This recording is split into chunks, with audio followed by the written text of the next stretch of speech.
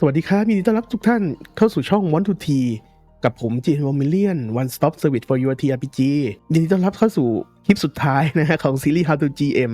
จะเป็นคลิปสุดท้ายหรือเปล่าก็ไม่แน่ใจนะแต่ผมคิดว่าเป็นคลิปสุดท้ายแล้วแหละวันนี้เนี่ยเราจะมาพูดถึงในเรื่องของ setting นะฮะหรือก็คือ Worldbuilding อย่างแรกที่เราจะพูดถึงกันนะครับก็คือเรื่องของว่า Worldbuilding เนี่ยมันคืออะไรอย่างที่2เนี่ยผมจะพูดถึงเรื่องว่าเราจะสร้าง Worldbuilding เนี่ยเราต้องทำยังไงแต่ว่าหัวข้อเนี่ยมันเป็นหัวข้อใหญ่นะเพราะอย่างนั้นผมจะแตกมันเป็น3ส่วนก็คืออย่างที่1เนี่ยผมจะอธิบายเกี่ยวกับว่าช่องนะมันคืออะไรเราจะเลือกช่องได้ยังไงอย่างที่2เนี่ยผมจะอธิบายถึงในเรื่องของคอนเซปต์ว่ามันมีอะไรบ้างเราจะเลือกมันยังไงแต่ละอย่างมันหมายความว่าอะไรนะฮะอย่างที่3เนี่ยผมจะพูดถึงในแง่ของมุมมองทัศนคติต่อ Worldbuilding ที่เราเลือกมาเราจะต้องมองเฉพาะเจาะจงไปตรงไหนนะฮะแล้วก็หลังจากที่เรารู้แล้วนะว่า Worldbuilding หมายความว่าอะไรสร้างมันยังไงเนี่ยอย่างสุดท้ายที่ผมจะ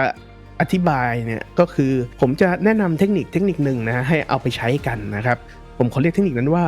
World Within ก็แล้วกันนะฮะถ้าพร้อมแล้วเราไปลุยกันเลย Worldbuilding คืออะไรชื่อมันก็บอกอยู่แล้วว่ามันคือการสร้างโลกงั้นหมายความว่าเราต้องการสร้างเรื่องราวขึ้นมาเราต้องสร้างโลกทั้งใบขึ้นมาเลยอย่างนั้นเหรอไม่ใช่อย่างนั้นครับ Worldbuilding หรือ Setting นั้นอยู่ภายใต้เรื่องราวของเราอีกทีหนึ่งเป็นส่วนที่เราทำขึ้นมาเพื่อขัดแย้งกับส่วนต่างๆอย่างเรื่อง A Quiet Place หรือภาพยนตร์สยองขวัญส่วนใหญ่หนังทั้งเรื่องก็จะวิ่งวนกันอยู่แค่ในบ้านดังนั้น World ของ A Quiet Placeก็จะมีแค่บ้านและบริเวณรอบๆบ้านเท่านั้นเองอาจจะมีการกล่าวถึงเหตุการณ์ส่วนอื่นๆบนโลกที่เราตัวละครหลักไม่ได้ไปเพื่อบ่งบอกว่าโลกนั้นได้ล่มสลายไปแล้วแน่นอนว่านั่นก็เป็นส่วนหนึ่งของ Setting หรือ Worldbuilding เช่นกันดังนั้นแล้ว Worldbuilding ไม่ใช่แค่การสร้างวัสดุที่จับต้องได้แต่ยังรวมถึงเหตุการณ์ข้อกำหนดต่างๆมากมายไม่ว่าจะเป็นยุคสมัยการเมืองศาสนาระบบเดินทางหรืออะไรก็ตามแต่ที่เราอยากจะกำหนดมันขึ้นมาอย่างไรก็ตามก่อนที่จะไปกันต่อผมอยากจะกล่าวเตือนสักหน่อยว่าตัวเซตติ้งนั้นมักจะเป็นส่วนที่เราให้ความสำคัญกับมันน้อยที่สุดถึงอย่างนั้นเราก็ปฏิเสธไม่ได้เลยว่าตัวมันก็มีส่วนสำคัญและมีความน่าหลงไหลเป็นอย่างมากต่อเรื่องราวของเราเช่นกันชนิดที่มีคำว่า Worldbuilding Disease เพื่อเตือนสตินักเขียนที่ชอบลงรายละเอียด Worldbuilding มากเกินความจำเป็นของเนื้อเรื่องโดยไม่สนใจทำคาแรคเตอร์และพล็อตสักทีเลยทีเดียว Worldbuilding นั้นมีวิธีสร้างและหลักเกณฑ์มากมายหลากหลายตามแต่ความเหมาะสมของประเภทผลงานสไตล์และความอยากเรียกได้ว่านักเขียนแต่ละคนเนี่ยมีสไตล์การสร้าง Worldbuilding เฉพาะเป็นของตัวเองเลยทีเดียวอย่าง The Lord of the Ring ที่ลงรายละเอียดมากมายตั้งแต่เริ่มสร้างจักรวาลยันภาษาใหม่ของตัวเองกับ Harry Potter ที่แทบไม่ลงส่วนของการเดินทางหรือการสื่อสารเลยพวกเขามีเวทเทเลพอร์ตใช้กันแต่พวกเขาดันใช้นกฮูกส่งจดหมายหากันซะอย่างนั้นแล้วเนี่ยWorldbuilding อย่างไหนอะไรที่มันเหมาะแก่พวกเราชาว TRPG จะขอบอกอย่างนี้นะครับว่าถึงแม้ความรู้เรื่อง Worldbuilding เนี่ยเราจะดึงมาจากองค์ความรู้ของนักเขียนหากแต่พวกนักเขียนเนี่ยเวลาเขาเขียนเรื่องหนึ่งนั้นบางทีกินเวลากันไปปีๆเราไม่สามารถสร้างแคมเปญปีนี้เพื่อที่จะเล่นกันปีหน้าได้ดังนั้นสิ่งสำคัญใน Worldbuilding ของพวกเราชาว TRPG เนี่ยคือเราจะต้องลงรายละเอียดยังไงไม่ให้มากเกินไปจนเสียเวลาและไม่ให้น้อยเกินไปจนคนเล่นรู้สึกไม่สมจริงเพื่อง่ายต่อการสร้าง Worldbuilding และเพื่อไม่ให้ลืมหรือหลงทางระหว่างสร้างมันเนี่ยผมได้กำหนดกรอบของการสร้าง Worldbuilding ขึ้นมา Worldbuilding Framework เพื่อให้ทุกท่านเนี่ยได้ทำตามไปทีละข้อโดยจะค่อยๆอธิบายถึงความหมายและวิธีการใช้กรอบที่ผมสร้างขึ้นมาเนี่ยจะค่อยๆเริ่มจากภาพมุมกว้างแล้วค่อยลงลึกเข้าไปเรื่อยๆนะครับถ้าอย่างนั้นเรามาเริ่มที่เรื่องแรกกันก่อนอื่นเลยคำว่าช่องหรือ genre มาจากภาษาฝรั่งเศสมีความหมายว่าประเภทเรามักจะได้ยินกันบ่อยๆในวงการภาพยนตร์จริงแล้วคำว่าช่องยังหมายถึงสไตล์และลักษณะโดยรวมได้อีกด้วยดังนั้นผมขอให้นึกว่าคำว่าช่องนั้นมันหมายถึงการรวมกันระหว่าง3คำนี้นะครับเพื่อความกระจ่างแจ้งผมจะขอยกตัวอย่างสักหน่อยหากเราจะกล่าวถึงหนังช่องพีเรียดเราก็จะต้องดูว่ามันมีซับช่องยังไงอย่างถ้าเป็นคาวบอยเวสเทิร์นเราก็คงจะเดาได้ว่ามันจะต้องมี ในอำเภอคาร์บอยไล่ยิงโจรช่วยชาวบ้านสาวๆแต่ถ้าเป็นไชนีสมันคงไม่พ้นสงครามสามก๊กที่มีเล่าปีโจโฉยกทัพตีกันไปมาพูดคุยกันเรื่องคุณธรรมจากตัวอย่างเห็นว่าชองเนี่ยไม่ใช่แค่ประเภทแต่มันคือสูตรสำเร็จของภาพยนตร์หากพวกเราทุกคนเข้าไปดูภาพยนตร์กำลังภายในของจีนเราก็คงไม่พูดถึงว่าพวกเขาฟันภูเขาระเบิดได้ยังไงใช้กฎฟิสิกส์ข้อไหนเราก็คงจะแค่ enjoy ไปกับมันแค่นั้นเองดังนั้นการกำหนดช่องของเนื้อเรื่องจะมีความสำคัญเป็นอย่างมากเพราะมันจะทำให้ผู้เล่นเนี่ยโฟกัสไปที่คีย์เวิร์ดของช่องนั้นๆได้อย่างถูกต้องนั่นเองทุกท่านจะเห็นว่ามันมีคำว่าซับช่องขึ้นมาด้วยซึ่งนั่นหมายถึงช่องย่อยที่อยู่ในช่องหลักอีกทีหนึ่งเพราะช่องหลักนั้นมันกว้างไปนั่นเองนอกจากนี้ช่องยังสามารถผสมผสานกันจนเกิดเป็นช่องใหม่ๆได้อีกด้วยผมจะยกตัวอย่างช่องอโพคาลิปโลกแตกที่มีซับช่องเป็นซอมบี้หากเราผสมกับช่องแอคชั่นลงไปมันก็จะกลายเป็นWorld 4ขณะเดียวกันหากเราผสมกับช่องดราม่าลงไปมันก็จะกลายเป็น The Walking Dead เป็นต้นเอาล่ะฮะผมว่าทุกท่านน่าจะเข้าใจคำว่าช่องกันแล้วนะครับว่ามันหมายความว่ายังไงดังนั้นเนี่ยต่อไปผมจะแนะนำถึง setting ในช่องต่างๆมันมีอะไรบ้างช่องที่ผมจะแนะนำต่อไปนี้เนี่ยผมจะแนะนำแค่ช่องที่เป็นที่นิยมแล้วก็จะมองมันในแง่มุมของแค่ TRPG เท่านั้นนะครับไม่ได้หมายความว่าผมจะแนะนำช่องทั้งหมดทั้งมวลบนโลกแต่อย่างใดนะครับช่องแรกเนี่ยคงไม่พ้นช่องยอดนิยมอย่างแฟนตาซีนั้นประกอบด้วยคีย์เวิร์ด4คำคือคำว่าเหนือธรรมชาติเวทมนต์โลกในจินตนาการและสัตว์ประหลาดหากพวกเราได้ยินคำว่าแฟนตาซีเราก็ย่อมไม่สงสัยอยู่แล้วว่าสัตว์ประหลาดตัวนี้มันใช้หลักฟิสิกส์ข้อไหนในการบินและแน่นอนว่าหากจะให้ยกตัวอย่างของช่องแฟนตาซีเราก็คงจะหนีไม่พ้น The Lord of the Rings เราจะเห็นได้ว่าช่องแฟนตาซีนั้นเป็นช่องที่กว้างมากทำให้มันเนี่ยมักจะถูกผสมกับช่องอื่นอยู่เสมอเช่นหากท่านผสมกับเฮอร์เรอร์มันก็จะกลายเป็นดาร์กแฟนตาซีเป็นเรื่องราวแฟนตาซีที่เจาะลึกลงไปในเรื่องราวอันดำมืดหากเราดูที่ทีนแฟนตาซีที่เน้นขายวัยรุ่นเพราะมีตัวละครหลักเป็นวัยรุ่นเน้นไปโรงเรียนแล้วมีช่องความรักโรแมนติกเนี่ยผสมมามันก็คงกลายเป็นแฮร์รี่พอตเตอร์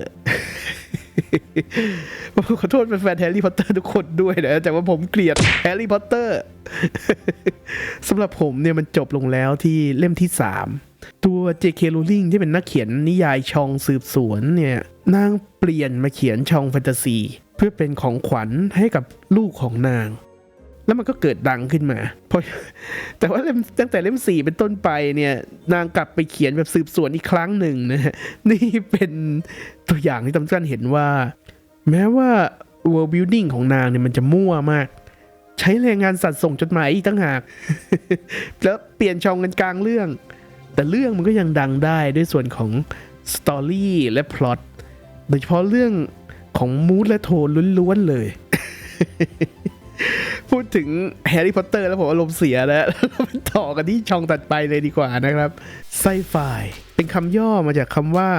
Science Fiction ซึ่งแน่นอนว่าประกอบด้วยคำว่าวิทยาศาสตร์และการจินตนาการในที่นี้เนี่ยหมายถึงคอนเซปต์ต่างๆเกี่ยวกับเทคโนโลยีและนั่นทำให้มันมีซับช่องที่มากมายมหาศาลหากยกตัวอย่างไซไฟก็คงไม่พ้น Star Trek เมื่อเรากล่าวถึงซับช่องของไซไฟนั้นมีคำหนึ่งที่น่าสนใจมากนั่นก็คือพังมันคือสไตล์และใช่มันอยู่ในความหมายของช่องเช่นเดียวกันอย่างไซเบอร์พังเป็นยุคอนาคตที่อยู่ในยุคดิสโทเปียอันหมายถึงสภาพสังคมที่ไม่ดีตรงข้ามกับยูโทเปียโดยไซเบอร์พังจะเน้นไปที่ความเจริญทางเทคโนโลยีและกลุ่มคนระดับล่างในที่นี้เนี่ยหมายถึงพวกอาชญากรพ่อค้ายาโซเบนีหรือองค์กรอาชญากรรมต่างๆดังนั้นไซเบอร์พังยังจบอยู่ที่คำ3 คำคือดิสโทเปียโลไลฟ์และไฮเทคต่อมาคือไบโอพังเกิดจากการรวมกันของคำว่าไบโอเทคโนโลยีและก็พัง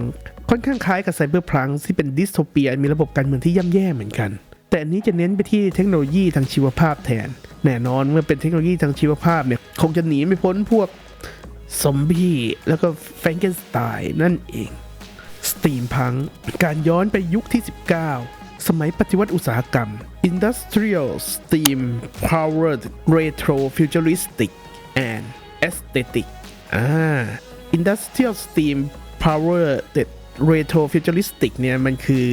แต่ง่ายๆก็คือ มันคือการใช้เครื่องจักรไอ้น้ำนั่นแหละส่วนเอสเตติกเนี่ยมันคือสุนทรียศาสตร์นั่นเองทุกท่านจะเห็นเครื่องจักรมากมายที่มีการใช้ท่อไอ้น้ำที่ดัดเป็นลวดลายอย่างสวยงามหากใช้ยกตัวอย่างสตรีมพังมีอยู่เรื่องหนึ่งที่ผมชอบมากๆคือ Cabanelli of the Iron Fortress ท่านสามารถรับชมได้ทาง Netflix นะครับมันเป็นการผสมผสานระหว่างสตรีมพังกับซอมบี้ได้อย่างน่าสนใจมากๆเลยทีเดียวเอาล่ะเราพูดถึงไซไฟไปเยอะแล้วต่อไปผมจะขอพูดถึงชองเฮอร์เลอร์กันบ้างชองเฮอร์เลอร์นั้นมุ่งหวังให้คนรู้สึกกลัวหรือขยะแขยงดังนั้นมันจึงเป็นช่องที่กว้างและครอบคลุมหลายคีย์เวิร์ดไม่ว่าจะเป็นมอนสเตอร์เหตุการณ์ล่มสลายของอารยธรรมมนุษย์ศาสนาหรือตำนานความเชื่อปรัมปราหากแค่ยกตัวอย่างช่องเฮอร์เรอร์ก็อาจจะเป็นเรื่องซอที่เล่นกับความขยะแขยงและความกลัวเจ็บกลัวตายของมนุษย์หรืออย่างซับชองคอสมิกเฮอร์เรอร์ที่ผสมความแฟนตาซีเข้ามาโดยที่เน้นไปที่คำว่าไม่รู้และไม่อาจตีความได้เช่น Color of Space ใน Netflix เป็นต้นเมื่อเราเลือกช่องกันแล้วเนี่ยต่อไปเราจะพูดถึงคอนเซปต์กันเมื่อพูดถึงคอนเซปต์เนี่ยผมจะแบ่งมันเป็น2เรื่องคือ High Concept Low Concept และ Hard Concept Soft Conceptหากจะพูดถึงคอนเซปต์เนี่ยทุกท่านคงคิดว่ามันต่างจากทีมยังไงเนี่ยมันทีมคือไอเดียเป็นประโยคที่เราจะสื่อให้ผู้เล่นได้รับรู้คอนเซปต์ก็คือมโนทัศน์หรือสิ่งที่คิดขึ้นไอเดียต่างๆที่เราอยากจะใส่เข้าไปไฮคอนเซปต์คือโลกที่มีการใช้ไอเดียที่เรามีอย่างแพร่หลายมากมายหากเราจะบอกว่าไฮแฟนตาซีคือภาพยนตร์เรื่อง Dungeons and Dragons ที่มีการใช้เวทมนต์ตั้งแต่จุดไฟซักผ้ารดน้ำต้นไม้จนไปถึงการขยายเสียงเห็นไหมฮะว่าพวกนี้เนี่ยเป็นไอเดียแต่ว่าไม่ใช่คำพูดไม่ใช่ประโยคที่เราอยากจะสื่อสารกับผู้เล่นแต่เป็นไอเดียที่เกี่ยวข้องกับการบรรยายต่างๆนั่นเองส่วนโลคอนเซปต์ก็คือโลกที่มีการใช้ไอเดียที่เรามีเนี่ยอย่างจำกัดอย่างซีรีส์เรื่อง The Witcher ที่เหล่านักเวทจะถูกตามล่าหากไม่ได้อยู่ในฝ่ายที่เรืองอำนาจสักฝ่ายหนึ่งเวทไฟเนี่ยต้องห้ามเพราะว่าเราใช้เนี่ยจะเผาจิตวิญญาณของตัวเองพวกกายพันธุ์ที่เกิดจากเทคโนโลยีเวทมนต์อย่างพวกแกรอลเนี่ย The Witcher จะโดนคนทั่วไปรังเกียจเป็นต้นเพื่อให้ใจมากขึ้นนะผมขอยกตัวอย่างอีกหน่อยก็แล้วกันถ้าเราเปลี่ยนช่องเป็นไซไฟไฮไซไฟคืออะไรเราก็คงกลับมาที่ไซเบอร์พังกันอีกครั้งนะครับที่ทุกคนเนี่ยดัดแปลงร่างกายตัวเองเป็นเรื่องปกติใช้เทคโนโลยีตั้งแต่ VR จนไปถึงรถบินได้แล้วโลไซไฟล่ะคืออะไรก็คงไม่พ้นดูนที่มียานบินไปมากันอยู่บนอวกาศอยู่แล้วคนอาศัยอยู่มากมายหลายดาวแต่กับแบรนด์ AI กับไม่ใช่ดาบฟันกันกลัวหนอนทะเลทรายกันซะอย่างนั้นถ้าจะถามว่าเราอยู่ตรงกลางระหว่างโลและไฮได้ไหมทำไมเราต้องเลือกข้างด้วยผมก็คงจะตอบว่าได้มันไม่ได้มีคำตอบตายตัวสำหรับสิ่งนี้นะควรจะเป็น Warhammer 40K นะที่ใช้วิทยาศาสตร์ใช้ปืนนะแต่ก็ยังแบน AI อยู่นะต่อไปเนี่ยผมจะขอพูดถึง Hard Concept Soft Concept กันบ้างนะเมื่อพูดถึง Hard Concept เนี่ยมันหมายถึงของแข็งสิ่งที่จับต้องได้ขณะที่ Soft เนี่ยมันก็หมายถึงสิ่งที่นุ่มอยู่ภายในจับต้องไม่ค่อยได้จริงๆแล้วเนี่ยผมมีคำอธิบายอยู่2คำที่เหมาะที่จะนำมาอธิบาย Hard Concept Soft Concept นี้สิ่งนั้นก็คือคำว่า Reasonหรือก็คือเหตุผลและความน่าตื่นตาตื่นใจ sense of wonder หากจะพูดถึงเวทมนต์เมื่อเราพูดถึงหลักการเหตุผลว่าเวทมนต์มาจากไหนมีหลักการใช้ยังไงเรากำลังพูดถึงเหตุผลหรือ hard concept นั่นเองเมื่อเราดูนักเวทประเภทนี้เนี่ยใช้เวทมนต์ที่มีข้อจำกัดของเขาเนี่ยมาแก้ปัญหาเราก็จะแบบว่าจีเนียสจริงๆแบบโอ้มันคิดได้ไงเนี่ยแต่ว่าหากเราเห็นนักเวทที่อยู่ๆเปลี่ยนท่อนไม้ให้กลายเป็นมัฟฟินแล้วก็หยิบขึ้นมากินแล้วไม่ต้องรู้เหตุผลหรอกว่ามันทำได้ยังไงมันจะเป็นแบบว้าว what the ซึ่งมันก็น่าตื่นตาตื่นใจแล้วจะไปถึงเรื่อง sense of wonder หรือก็คือเป็น soft concept นั่นเองจริงแล้วเนี่ยมันยังมีอะไรมากกว่านั้นนะครับหากจะให้ยกตัวอย่าง hard fantasy เนี่ยก็คงไม่พ้น The Lord of the Ring หากทุกท่านถามว่าทำไมผมยกตัวอย่าง The Lord of the Ring บ่อยจังนะฮะเพราะว่าใช่ครับผมรัก Lord of the Ring นะฮะแล้วก็เกลียด Harry Potter นะเล่ม4ขึ้นไปหากเรามองถึงฮาร์ดแฟนตาซีเมื่อพูดถึงเหตุผลเนี่ยมันยังไม่ได้จำกัดแค่เวทมนต์แต่มันยังรวมถึงเรื่องอื่นๆด้วยเพราะอย่างนั้นเนี่ยฮาร์ดคอนเซปต์เนี่ยเราถึงสามารถไปจับต้องในหัวข้ออื่นๆบนโลกได้หลายอย่างการเมืองสงครามทรัพยากรเป็นต้นเพราะว่าเรามีเหตุและผลในการรองรับมันยังไงล่ะเราสามารถเพิ่มน้ำหนักความสำคัญให้กับพล็อตและเซตติ้งได้มากกว่าซอฟต์คอนเซปต์นั่นเองในขณะเดียวกันเนี่ยมาพูดถึงซอฟต์แฟนตาซีอย่าง Slice of Life ในตำนานอย่างฟรีเลนจะมองลึกลงไปที่ตัวละครเพราะ ไม่ต้องการจะจับด้านอื่นๆอันเนื่องมาจากว่ามันไม่ได้มีเหตุผลในการรองรับมันมากพอดังนั้นเนี่ยเราจึงเอาตัวละครเนี่ยมาเป็นตัวดำเนินเรื่องหลักไม่ใช่พล็อตเรื่องที่ทำเนี่ยอาจจะไม่ต้องยิ่งใหญ่ส่งผลกระทบอะไรมากมายหากแต่จะสัมผัสที่ภายในจิตวิญญาณของเรานั่นเองและนั่นก็นำเราไปสู่การเลือกหัวข้อที่เราจะมาโฟกัสกันในเนื้อเรื่องแน่นอนว่ายิ่งเราลงรายละเอียดเยอะโลกก็ยิ่งสมจริงและน่าประทับใจหากแต่พวกเราชาว TRPG เนี่ยไม่ใช่นักเขียนนิยายเราไม่สามารถทำแคมเปญนี้เล่นกันปีหน้าได้ดังนั้นเนี่ยจะทำยังไงให้ผู้เล่นรู้สึกสมจริงขณะที่เราเนี่ยลดภาระในการทำ Worldbuilding ลงและนั่นก็นำเราไปสู่เรื่อง Perspective หรือก็คือมุมมองนั่นเองโดยที่ตัวเราเนี่ยรวมถึงผู้เล่นด้วยนะหากผู้เล่นเข้ามาสร้างโลกด้วยกันกับเรานะเราจะเลือกหัวข้อที่ชอบมา3อย่างเพื่อที่เราเนี่ยจะลงลึกลงไปในรายละเอียดการที่เราลงลึกในรายละเอียด3สิ่งนั้นเนี่ยจะทำให้ผู้เล่นเข้าใจไปเองนะว่าเราลงลึกในทุกๆสิ่งหากเราโดนถามถึงเรื่องอื่นๆที่เราไม่ได้เลือกไว้นะในตอนแรกเราสามารถลงลึกในรายละเอียดได้นิดหน่อยหรือ improvise ด้นสดเอาหน้างานโดยเราเนี่ยจะทำการอธิบายมันในแง่มุมของ3หัวข้อหลักที่เราเลือกกันเอาไว้นั่นเองเรานั้นมีอิสระในการสร้างและเลือกหัวข้อได้มากมายตามที่เราต้องการแหละแต่เพื่อความสะดวกนะผมจะแนะนำหัวข้อที่ผมใช้ประจำดังนี้ทุกท่านเนี่ยสามารถแคปหน้าจอแล้วก็เก็บไว้ดูอ้างอิงได้หลังจากที่เรากำหนดหัวข้อที่เราจะลงรายละเอียดกันแล้วเนี่ยเหมือนทุกคลิปนะผมจะยกตัวอย่างจากทีมความเจริญทางด้านวัตถุนั้นต้องแลกมาด้วยความเสื่อมถอยทางด้านจิตใจเปอร์สเปกทีฟที่ผมจะโฟกัสมันก็คงจะเป็นวัฒนธรรมเทคโนโลยีและความสัมพันธ์แน่นอนว่าจากตัวอย่างเนี่ยเรามีเรื่องของสงครามเข้ามาด้วยนะจากเมืองที่ยกทหารไปบุกป่าแต่แน่นอนว่าเราไม่ได้เน้นตรงนั้นเพราะอย่างนั้นเนี่ยหากเราจะนึกภาพฉากสงครามที่เกิดขึ้นเนี่ยมันไม่ใช่การบรรยายฆ่าฟันกันเต็มสูบเลือดสาดแต่ว่ามันจะเป็นการสู้กันแล้วก็เถียงกันไปมาระหว่างบอส2คนนั่นเองโดยจะเน้นไปที่ความขัดแย้งระหว่างตัวละครของอินโนเดกรีซึ่งเกี่ยวพันกับเซตติ้งในเรื่องของความสัมพันธ์และเทคโนโลยีกับตัวละครภูรินะที่เกี่ยวพันกับเซตติ้งในเรื่องของความสัมพันธ์และวัฒนธรรมโดยพวกเขาเนี่ยจะต้องมาสู้กันเพราะพล็อตที่เกี่ยวข้องกับเทคโนโลยีและวัฒนธรรมนั่นเองเอาละครับมาถึงเรื่องสุดท้ายสำหรับวันนี้นั่นก็คือเทคนิคเพิ่มเติมนั่นเองหากทุกท่านสงสัยว่า Worldbuilding เนี่ยมันหมายถึงอะไรนะก็เดี๋ยวเราทำ Worldbuilding มาเพื่อควบคุมทุกอย่างในเนื้อเรื่องแล้วไม่ใช่หรอมันยังจะต้องมี World ไหนอีกก่อนที่เราจะไปกันต่อผมขอยกตัวอย่างเพื่อที่จะใช้ในการอธิบายก่อนก็แล้วกันนะครับเนื่องจากการหาตัวอย่างที่จะอธิบายได้ครบถ้วนในเรื่องนี้ได้เนี่ยแล้วก็เป็นเรื่องที่รู้จักกันอย่างแพร่หลายเนี่ยมันหาค่อนข้างยากดังนั้นเนี่ยผมจะสร้างตัวอย่างขึ้นมาเองนะครับพวกเรามาปล่อยตัวปล่อยใจไปกับเรื่องราวที่เราจะได้ยินกันต่อไปนี้กันเถอะนะครับ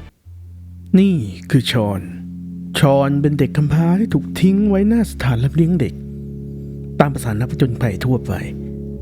และแน่นอนชอนเป็นคนที่เพื่อนไม่ครบตามภาษาตัวเอกทั่วไป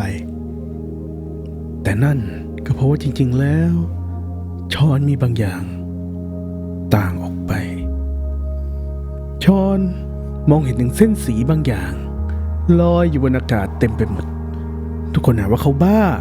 ไม่มีใครเชื่อชอนเลยตั้งแต่จำความได้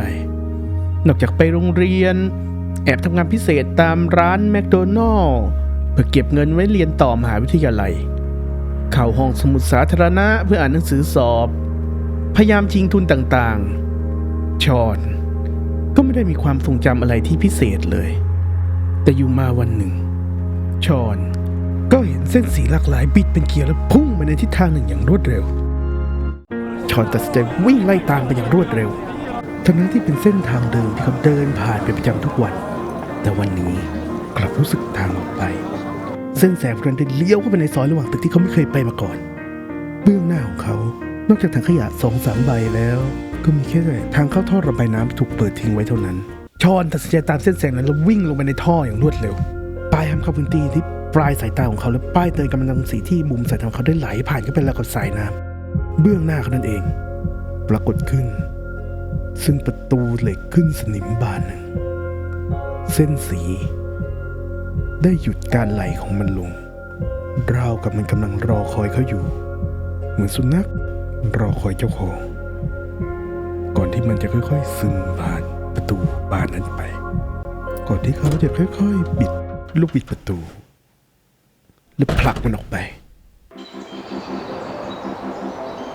กลิ่นลมอันชื้นแฉะได้เข้าปะทะใบหน้าของเขา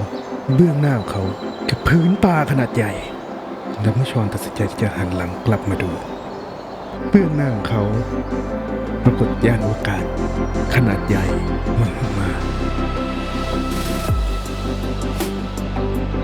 เอาละครับทุกท่านผมหวังว่าทุกท่านจะ enjoy ไปกับตัวอย่างที่ผมทำขึ้นมากลับมาที่เรื่องวิชาการกันต่อนะฮะหากแค่ผมกล่าวแล้วก็โลกที่ผมแบ่งในตัวอย่างนั้นมันมีอยู่3โลกด้วยกันโดยจะมีตั้งแต่โลกหลักหรือก็คือโลกของสตอรี่ใหญ่ทั้งหมดที่ผมเซตติ้งไว้เป็นโลฮาร์ดแฟนตาซีโลกที่เต็มไปด้วยเวทมนต์อันไม่ค่อยมีคนจะใช้โลกที่เต็มไปด้วยสิ่งมีชีวิตและวัฒนธรรมใหม่ๆเช่นเดียวกันโลกใบที่2ที่ผมสร้างขึ้นในโลกหลักนั่นก็คือโลกที่ตัวละครของเรารู้จักนั่นเองโลกที่ผู้คนมีไฟฟ้าใช้ชีวิตกันแบบยุคโมเดิร์นปกติสุขโลกที่เป็นมิดเดิลซอฟต์ไซไฟนั่นเองและโลกสุดท้ายคือโลกที่อยู่ในตัวของตัวละครหรือก็คือโลกในจิตใจของตัวละครนั่นเองโลกที่เขาเชื่อมั่นและเห็นภาพโลกที่มีบางสิ่งผิดแปลกไปที่อยากใช้วิทยาศาสตร์อธิบายได้โลกที่เขาจะเป็นต้องพิสูจน์ตัวเองให้กับตัวเขาและทุกคนได้เห็นเป็นโลกที่เป็นโลซอฟต์แฟนตาซีนั่นเองการใช้เทคนิคนี้เนี่ยทุกท่านสามารถดูได้อย่างตัวอย่างเลยนะเราได้ทำการเล่าเรื่องโดยยึดหลักตัวละครเป็นหลักนะเหมือนที่ผมเน้นย้ำประจำนะโดยผมเนี่ยเริ่มเล่าจากโลกข้างในสุดนะก็ค่อยๆขยายมันออกไปเรื่อยๆนั่นเองและแน่นอนนะฮะจากตัวอย่างเนี่ยผมเชื่อว่าทุกท่านคงเห็นถึงประโยชน์ของเทคนิคนี้กันแล้วไม่ว่าเซตติ้งของท่านเนี่ยจะมี Sense of Wonder น้อยเพียงใดเทคนิคนี้เนี่ยรับประกัน Sense of Wonder ท่านได้แน่นอนมันยังทำให้สตอรี่ของท่านเนี่ยมีมิติที่มากขึ้นนอกจากนั้นเนี่ยยังช่วยให้ง่ายต่อการคิดไอเดียในการทำคอนฟลิกต์ได้อีกด้วยก็จะเห็นว่าคอนฟลิกต์จากตัวอย่างเนี่ยเกิดขึ้นจากชอนตัวละครที่มีปัญหากับเซตติ้งไซไฟแล้วก็ตัวพล็อตที่เป็นเส้นสีอยู่ในอากาศนั่นเองที่มีปัญหากับเซตติ้งไซไฟแล้วมันก็ได้นำชอนจากเซตติ้งไซไฟเนี่ยไปสู่ชอนเซตติ้งแฟนตาซีนั่นเองและนี่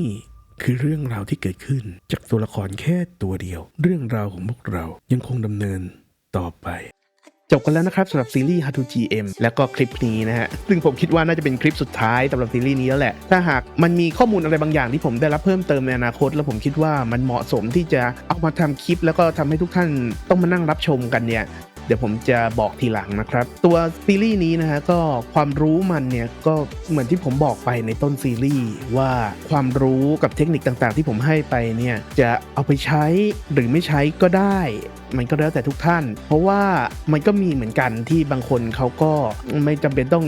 ใช้ความรู้หรือเทคนิคอะไรเขาก็แค่ทำมันไปแล้วมันก็เวิร์กนะฮะ ก็แต่ยังไงก็ตามนะความรู้เนี่ยมีไว้ก่อนย่อมดีเสมอ พวกเรา GM เนี่ยจะใช้คำว่าอาชีพก็ไม่ใช่นะแต่ว่าเรียกขอใช้คำว่าอาชีพก็แล้วกันนะครับเพราะว่าพวกเรา GM เนี่ยต่างจากอาชีพอื่นเนี่ยเขาอาจจะเริ่มด้วยการลงลึกไปเรื่อยๆนะพอลงลึกจนถึงระดับหนึ่งแล้วเขาค่อยแตกกระจายออกไปเป็นสาขานะกระจายความรู้ออกไปในสาขาอื่นๆขณะที่พวกเรา GM เนี่ยเริ่มด้วยความรู้ที่หลายสาขาแต่ไม่ตื่นแต่ไม่ลึกเท่าไหร่แล้วก็ค่อยๆลงลึกไปเรื่อยๆตามเวลานะเพราะอย่างนั้นเนี่ย learning curve ของการเป็น GM ค่อนข้างสูงนะครับก็ผมก็เป็นกำลังใจให้ทุกท่านแล้วกันนะครับสำหรับทุกคนที่เข้ามาดูในคลิปนี้เนี่ยไม่ว่าทุกคนจะเป็น GM หรือไม่นะอาจจะเป็นนักแต่งนิยายเขาอาจจะมาดูหรืออาจจะเป็นในแง่ของนักทำบทละครหรืออะไรก็แล้วแต่นะเพราะว่ามันมีหลายอย่างที่ผมผสมกันลงไปในเนื้อหาของซีรีส์นี้ก็ผมหวังว่าทุกคนจะได้ประโยชน์นะครับในเมื่อคลิปนี้เนี่ยเป็นช่องนี้เป็นช่อง TRPG เนาะผมจะพูดในแง่ของ TRPG ซะหน่อยก็แล้วกันนะว่าพวกเรา GM เนี่ยว่าเวลาเราทำอย่างตัวผมเนี่ยผมก็สารภาพตามตรงนะเวลาผมทำแคมเปญเนี่ยตรงไหนที่มันเป็นจุดแข็งเนี่ยผมก็ไม่ได้เอาความรู้หรือเทคนิคทั้งหมดในคลิปซีรีส์นี้เนี่ยไปใช้หรอกเพราะว่ามันเป็นจุดแข็งของผมอยู่แล้วแต่ว่าไหนช่วยเป็นจุดอ่อนเนี่ยผมก็เอาความรู้แล้วก็เทคนิคต่างๆเนี่ยไปใช้เพื่อเพิ่มเติมมันเข้าไปแน่นอนว่าผมเหมือนทุกคนแหละครับว่าผมก็ขี้เกียจเหมือนกัน เนื้อหามันเยอะผมก็ขี้เกียจเหมือนกันเวลาต้องไปทำอะไรที่ผมไม่ถนัดแล้วก็ยังต้องมีเนื้อหามีเทคนิคอะไรอีกเยอะอีกนะฮะในการทำมันแต่ว่า